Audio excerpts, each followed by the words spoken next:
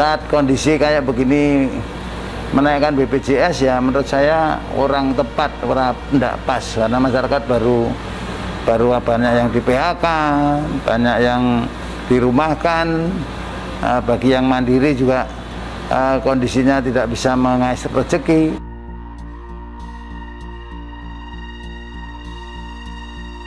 Jadi dari kami meminta penjelasan lebih jelas karena sampai hari ini memang kalau saya baca penjelasan belum komprehensif ya, alasan-alasan kenapa naik dan bagaimana. Mudah-mudahan itu supaya kami di daerah tidak ada keresahan yang tidak bisa kami jawab. Kami butuh jawaban karena tugas provinsi 50% adalah perwakilan pemerintah pusat di daerah.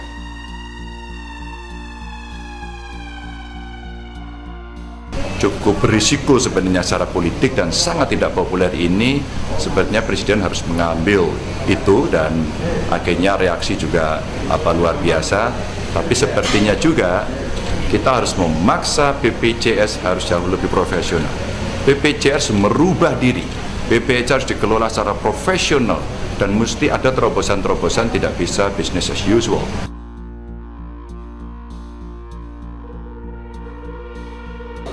Kepandaian itu bukan pada manusia, kehebatan itu milik Allah, ya, kekuasaan milik Allah.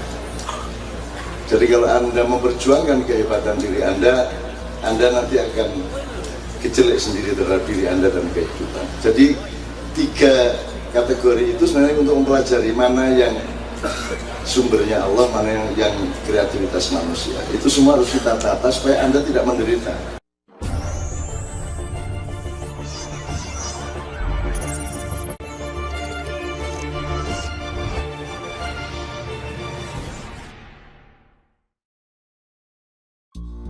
Berbagai alasan dan klaim pemerintah naikkan iuran BPJS Kesehatan. Pemerintah menerbitkan Peraturan Presiden Nomor 64 Tahun 2020 tentang perubahan kedua atas Perpres Nomor 82 Tahun 2018 tentang jaminan kesehatan. Perpres tersebut menjadi dasar hukum bagi pemerintah untuk kembali menaikkan iuran Badan Penyelenggara Jaminan Sosial Kesehatan.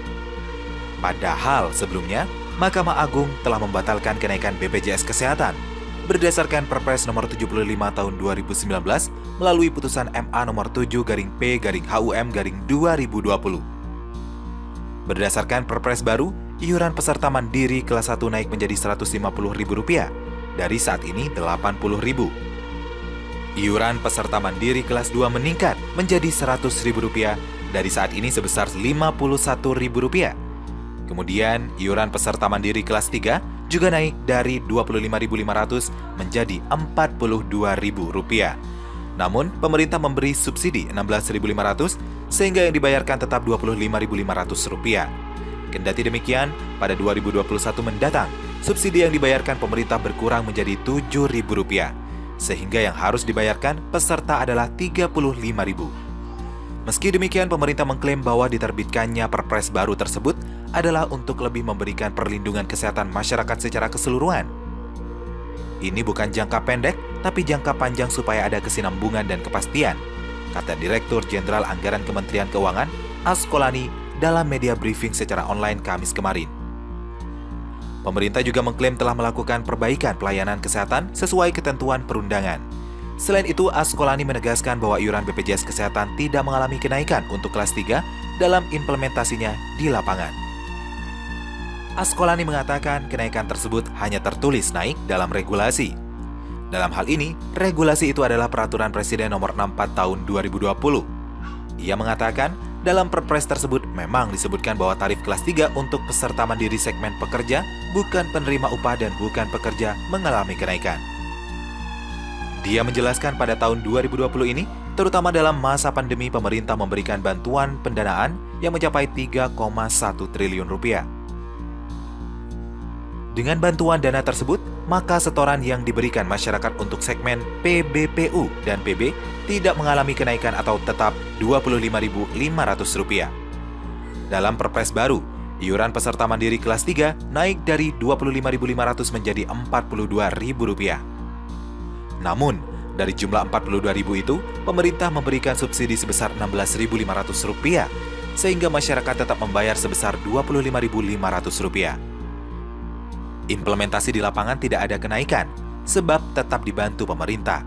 Kami memperhitungkan ini tidak hanya tahun 2020, tapi 2021 ke depan, kata dia. Dalam Perpres juga disebutkan bahwa pada tahun 2021, terdapat penyesuaian untuk kelas 3 dengan jumlah iuran Rp35.000. Namun, dalam pembayarannya, pemerintah pusat dan daerah akan tetap mendukung membantu pembayaran untuk mengurangi beban setoran masyarakat. Caranya adalah dengan memberikan subsidi sebesar Rp7.000.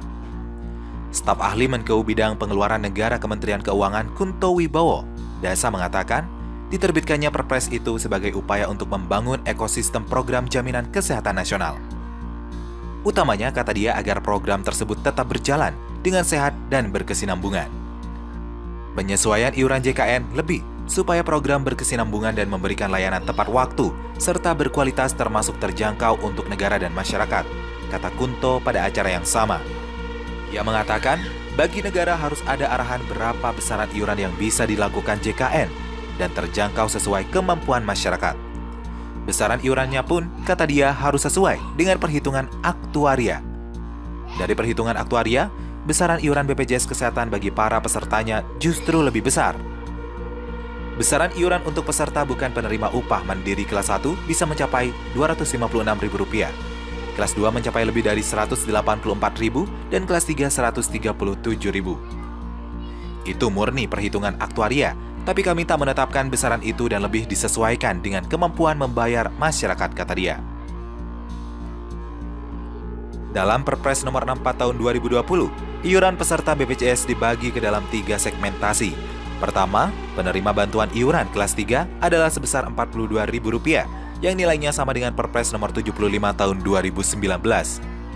Semua dibayar pemerintah, tapi untuk jaminan keberlangsungan di sini ada pemerintah daerah yang bisa kontribusi dan membayar iuran, kata dia. Ia mengatakan dalam Perpres tersebut juga konsep PBI hanya satu, yakni PBI pusat dan tidak ada daerah. Artinya PBI yang di-cover sesuai data terpadu kesejahteraan sosial yang merupakan 41% dari penduduk Indonesia terbawah. Kedua, pekerja penerima upah pemerintah dan badan usaha cara iurannya disamakan, yakni porsi pemberi kerja 4% dan pekerjanya 1% dengan batas atas take home pay Rp12 juta dan batas bawah sesuai UMR kabupaten atau kota. Ketiga, peserta bukan penerima upah atau pekerja BP yang memiliki 2 konsep, yaitu mandiri dan ada yang didaftarkan oleh pemerintah daerah.